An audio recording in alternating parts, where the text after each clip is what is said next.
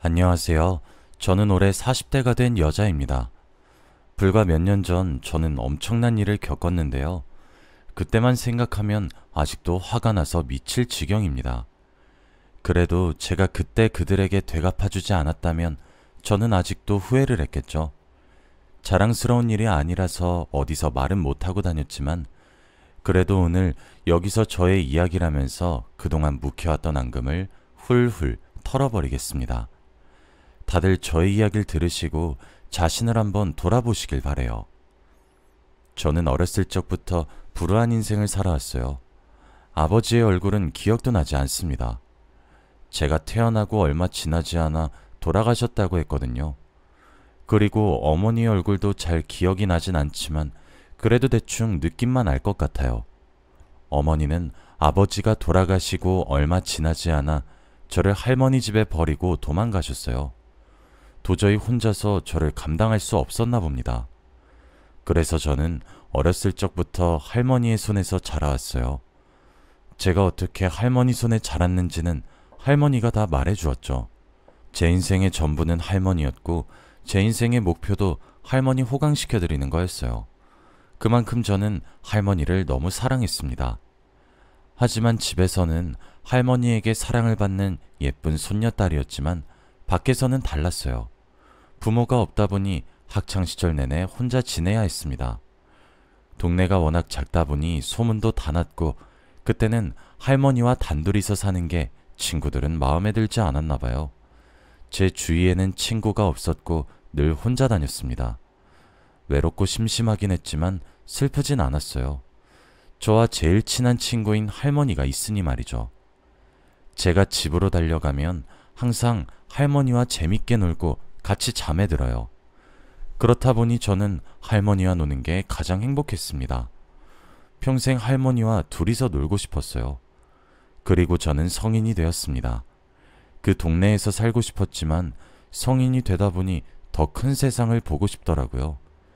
그런데 제가 집을 떠나면 할머니는 혼자 있으셔야 하니 그것도 너무 걱정이 되었습니다. 하지만 할머니는 자기 걱정하지 말고 서울로 가서 열심히 일을 배우라고 했고 저는 할머니를 두고 혼자서 서울에 갔어요. 그래도 바쁜 와중에 전화도 드리고 연락도 자주 하면서 할머니와 계속 친하게 지냈습니다. 저는 안정적인 직업을 구할 수 있었고 점점 서울 생활에도 적응이 되어 갔어요. 나이도 어느덧 20대 중후반이 되었죠.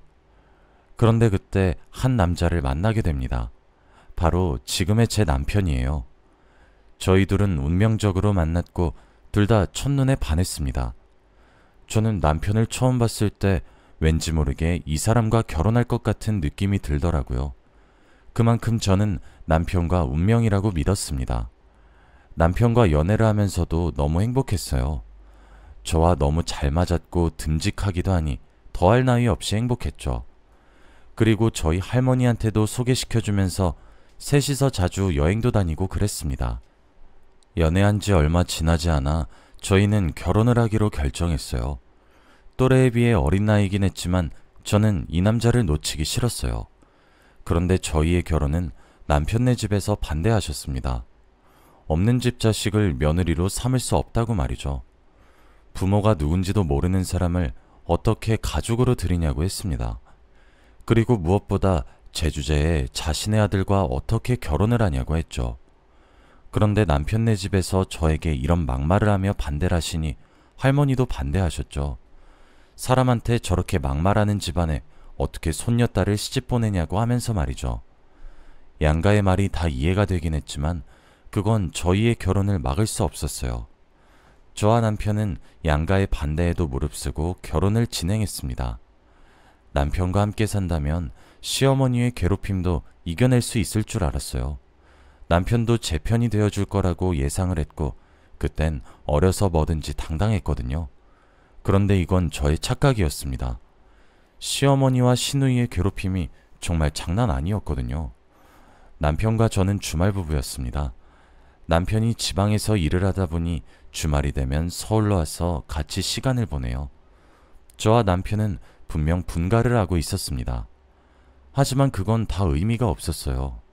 자기 집인 것 마냥 저희 집에 들어와서 있다가 가는 건 아무것도 아니었습니다.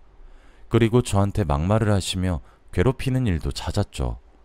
시누이와 저를 비교하며 저를 깎아내리기도 했습니다. 자기 아들이랑 결혼시켜준 자기들한테 고마워하라고도 했죠. 평일은 정말 지옥 같아요. 그래서 일부러 회사에서 더 오랜 시간 있기도 합니다. 야근을 밥 먹듯이 하고 집도 잘 들어가지 않았어요. 퇴근하고 집으로 돌아가면 시누이와 시어머니가 집을 난장판으로 만들어 놓으니 말이죠. 저는 내심 속상하긴 하지만 묵묵히 버텼어요. 이 사람들한테 지는 게 더 억울했거든요. 그리고 남편한테도 알리고 싶었지만 꾹 참았습니다. 남편이 워낙 시누이와 시어머니를 아끼기도 해서 오히려 역효과가 날 것 같았죠. 그리고 남편이 오면 시누이와 시어머니는 저희 집에 오지 않으셨습니다. 그런 환경에서 계속 살아왔어요. 힘들긴 했지만 버틸 수 있었습니다. 그런데 얼마 후 놀라운 소식을 듣게 되었어요. 바로 제가 임신을 하게 되었습니다. 딱히 계획도 없었고 천천히 아기를 가질 생각이었는데 우연히 테스트를 해보니 임신이더라고요. 저와 남편은 너무 행복했고 기뻐서 날뛰었습니다. 시누이와 시어머니도 좋아해 주셨죠. 그런데 임신을 해서 좋아하는 것과 저를 괴롭히는 건 다른 일이었습니다. 제가 임신을 하고 아직 안정기가 아니어서 스트레스도 안 받고 조심해야 하는데 시어머니와 시누이는 예전과 똑같이 저를 괴롭히셨습니다. 집안일도 다 시키고 자기네들 빨래도 다 손빨래 시키면서 말이죠. 그들한테 저는 그저 가사도우미일 뿐이었습니다. 그런데 제가 임신하기 전에 그 일은 이겨낼 수 있었지만 이제는 홀몸이 아니니 너무 힘들더라고요. 몸도 제 몸 같지도 않고 입덧을 하니 요리도 제대로 못하겠었죠. 그리고 이렇게 괴롭히시면 혹여나 아이한테 안 좋은 영향이라도 갈까 너무 걱정이 되었습니다. 그래서 스트레스를 많이 받았던 것 같아요. 저는 이런 스트레스 받는 일을 전부 일기장에 쓰기 시작했습니다. 오늘 무슨 구박을 받았고 얼마나 힘들었는지 상세하게 쓰기 시작했죠. 그런데 조금의 효과는 있었습니다. 한 번에 정리하고 나니까 묵힌 게 풀린 기분이기도 하고 스트레스가 조금은 해소되었죠. 하지만 글로써 표현을 하는 건 한계가 있었어요. 거의 매일 일기를 쓰긴 했지만 과거에 제가 썼던 일기는 못 읽겠더군요. 아무튼 저는 안정기가 될 때까지만 버텨보려고 했습니다. 그런데 그건 제 뜻대로 되지 않았어요. 어느 날 산부인과에 진료를 받으러 갔더니 의사 선생님의 표정이 좋지 않았어요. 저는 그때 남편이 지방에 있어서 혼자 산부인과에 갔었기 때문에 너무 무서웠습니다. 그리고 의사 선생님은 아이의 심장이 뛰지 않는다는 충격적인 말을 하셨죠. 저는 그 순간 눈물이 펑 하고 터졌습니다. 그 자리에서 오열을 하고 말았어요. 의사 선생님은 최근에 스트레스 받은 일이 있냐며 물어보시더라고요. 저는 머릿속에서 시누이와 시어머니밖에 떠오르지 않았어요. 그 두 사람만 아니었다면 저의 아이가 이렇게 되지 않았을 거란 생각이 들었죠. 그리고 그들한테 화가 미친 듯이 났습니다.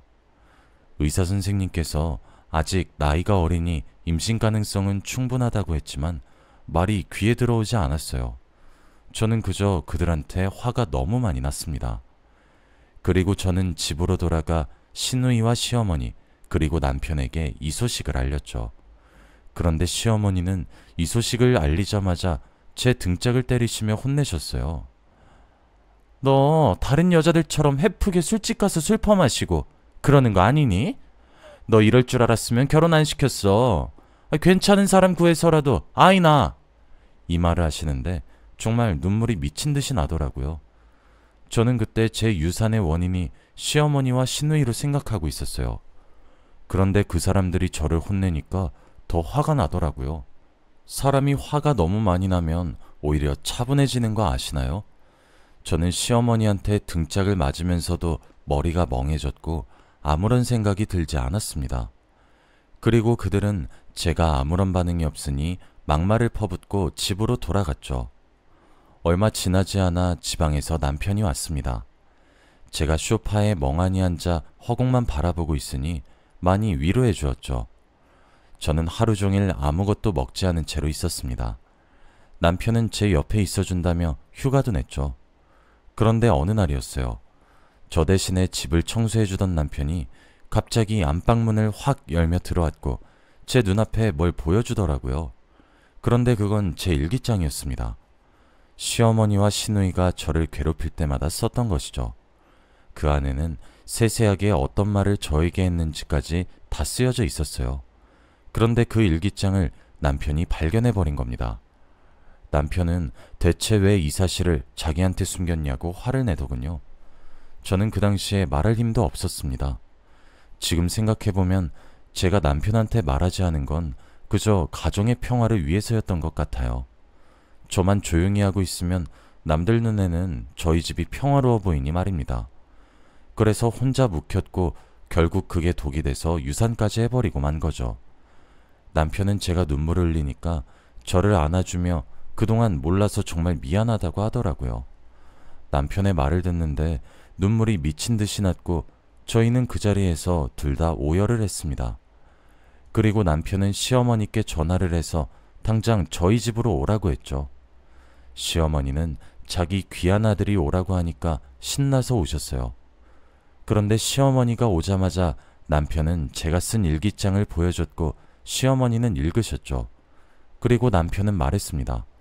다신 저희한테 찾아오지 말라고 말이죠. 제가 결혼하기 전에 말씀드렸잖아요. 제 와이프 털끝 하나라도 건드리시면 저 어머니 안 본다고요. 그런데 제가 없을 때 이런 짓 하고 다니셨어요? 당신들 때문에 제 와이프 스트레스 받아서 유산한 거잖아요. 다신 오지 마세요. 아들 하나 없는 셈 치고 사시라고요. 이 말을 하고 시어머니는 아무 말도 못 하셨어요. 그리고 안방에 멍하니 앉아있던 저한테 성큼성큼 걸어오셨습니다. 제 앞에 서시더니 대뜸 제 뺨을 내리쳤어요. 저는 눈앞이 흐릿했고 잠시 아무런 생각도 들지 않았습니다. 네 같은 게 우리 집에 굴러 들어와서 다 망쳤다. 처음부터 근본도 모르는 애는 받아주는 게 아니었는데. 이 말을 하시며 가슴을 퍽퍽 치시며 한숨을 내쉬었죠. 남편은 그 장면을 보고 화를 더 내며 시어머니를 집에서 끌고 나갔습니다. 당장 이 집에서 나가라고 했고 시어머니는 끝까지 화를 내시며 결국 쫓겨나셨습니다. 저는 아무리 생각해도 왜 제가 이런 대우를 받아야 하는지 이해가 되지 않았어요. 모든 게 다 제 탓 같았고 하늘이 너무 미웠습니다. 남편은 저를 위로해 주었지만 크게 와닿지는 않았죠. 남편은 제가 걱정되어 몇 날 며칠을 옆에 있어 주었습니다. 직장도 서울로 옮기기 위해 노력을 했고요. 제가 한창 유산에 대한 우울함에 빠져 있었는데 제 불행은 여기서 끝이 아니었어요. 저는 앞으로 더 충격적인 소식을 들어도 슬플 겨를도 없을 줄 알았습니다. 이미 사는 게 아니었고 하루하루가 너무 무의미했거든요. 그런데 남편이 어느 날 저에게 충격적인 소식을 전해주었어요. 바로 저희 할머니가 돌아가셨다는 말을 했습니다. 저는 처음으로 머릿속에서 유산에 대한 아픔이 지워졌어요. 그만큼 할머니에 대한 죽음은 저에겐 너무 크게 느껴졌습니다. 저는 당장 병원으로 달려가 할머니를 뵈었어요. 제 인생의 전부였던 할머니는 주무시는 와중에 돌아가셨다고 해요. 제가 결혼을 하고 시댁의 괴롭힘과 유산으로 인해서 할머니에게 연락을 못 드린 게 너무 후회스러웠습니다. 저는 할머니를 붙잡고 오열했어요. 이미 너무 많이 울어서 나올 눈물도 없을 것 같았지만 말이죠. 저는 거의 영혼이 반 나간 채로 장례식을 치렀어요. 이미 고생을 너무 많이 해서 살도 10kg 이상이 빠졌습니다. 이게 산 건지 죽은 건지 모를 만큼 기운도 없었어요. 누가 툭 치면 그대로 옆으로 넘어졌습니다. 남편의 도움으로 장례식을 겨우 끝냈고 다시 집으로 왔습니다. 집으로 갔더니 현관문 앞에서 시어머니와 시누이가 기다리고 있더라고요. 저희와 중요한 이야기를 나누고 싶다고 했고 저와 남편은 사과를 하러 오신 줄 알았습니다. 그런데 시어머니와 시누이는 식탁에 앉자마자 말도 안 되는 소리를 하기 시작했어요. 바로 저희 할머니의 유산을 반반 나누자고 했습니다. 어떻게 사람이 이렇게까지 뻔뻔할 수 있나요? 저는 도저히 말문이 막혀서 아무 말도 나오지 않았습니다. 저는 이 상황을 참을 수 없었고 가만히 앉아있는 제가 아무 말도 없으니 시어머니와 시누이는 제가 유산을 나눠줄 줄 알았나 봐요. 결국 저는 100마디의 말보다 한 번의 행동이 중요하다는 생각에 앞에 있던 물잔을 시누이의 얼굴에 뿌렸습니다. 시누이는 비명을 지르며 저한테 미쳤냐고 소리를 쳤죠. 저는 도저히 잃을 게 없었고 무서운 것도 없었습니다. 그래서 시누이를 째려봤어요. 그 순간 시누이가 저한테 그러더라고요. 이왕 이렇게 돼서 말하는 건데 언니는 우리 오빠한테 미안하지도 않아요? 우리 오빠 이쯤에서 놔줘요. 언니만 아니었으면 우리 오빠 충분히 더 좋은 여자 만났을 거예요. 애엄마가 이런 식이니까 애기가 안 생기지. 저는 그 말을 듣고 가슴에 비수가 꽂히는 기분이었습니다. 남편은 시누이의 말에 자기가 더 화를 내서 시누이와 시어머니를 쫓아냈어요. 그리고 저는 그 자리에서 기절을 하고 말았어요. 남편이 저의 이름을 부르며 소리치는 것까지만 기억이 나고 눈을 뜨니 병실이었어요. 남편은 제 손을 잡고 옆에 앉아 있었죠. 그리고 제가 일어난 것을 안 순간 의사 선생님을 불렀습니다. 제가 한동안 스트레스도 너무 많이 받고 고생도 많이 해서 쓰러졌다고 해요. 그런데 검사 과정에서 알게 된 사실이 하나 있다고 합니다. 저는 혹시라도 제가 죽을 병에 걸린 걸까 하며 의사 선생님의 말을 기다리고 있었죠. 그런데 의사 선생님은 엄청나게 놀라운 말을 하시기 시작했어요. 축하드립니다. 임신이에요. 저와 남편은 그 말을 듣고 너무 얼떨떨했어요. 이 상황에서 제가 임신이라뇨? 저는 말이 나오지 않았고 남편은 병실을 이리저리 뛰어다녔어요. 아직 안정기가 아니어서 조심해야 한다고 했고 앞으로는 스트레스도 받지 않고 음식도 잘 먹어야 한다고 했어요. 저는 그 순간 눈물이 터졌습니다. 유산에 할머니까지 안 좋은 일이 한 번에 일어나서 너무 힘들고 지쳤는데 저에게 선물처럼 다시 아이가 찾아왔어요. 저와 남편은 그 자리에서 행복한 눈물을 흘렸습니다. 그리고 다들 저의 임신을 축하해 주었어요. 정말 어떻게 이런 일이 저에게 일어날 수 있나요? 삶에 낙도 없었고 너무 힘들어서 인생을 살아갈 힘도 없었는데 저한테 삶을 계속 살라고 말을 해준 것 같더라고요. 저는 그날부터 정말 열심히 살기 시작했습니다. 아이를 위해서 건강한 음식도 많이 먹고 요가도 배우면서 말이죠. 그렇다 보니 건강하게 체중도 늘어나고 산부인과에서도 이대로만 하면 된다고 말했죠. 제가 임신하는 와중에 철저히 지킨 것이 딱 하나 있습니다. 바로 시댁과 절대 만나지 않는 것이죠. 제가 먼저 시댁을 쳐내기 전에 남편이 먼저 알아서 저와 시댁이 못 만나게 해요. 그래서 그런지 스트레스를 받을 일도 없고 저는 안정기가 되어서도 아기는 건강했습니다. 이번은 꼭 아이를 건강하게 출산을 하겠다는 목표를 가지고 있었죠. 그리고 얼마 뒤 저는 아이를 낳았어요.